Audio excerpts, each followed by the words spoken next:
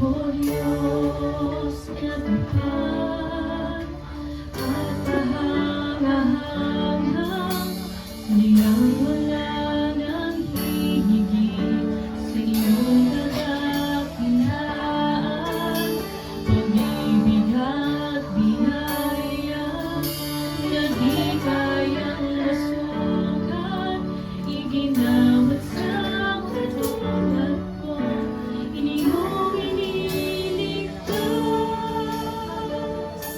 Walang hanggang papuri at pasasalamat, lahat ng pagkakit at parangal para lang sa ngalan niya.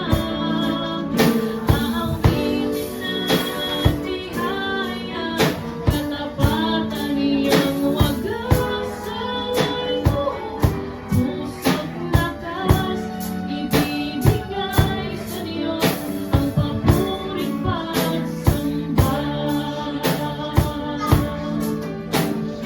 Kagalingan, kalayaan ay aking naranasan, gabay at pagkalinga niyo'y laging maaasahan. Sa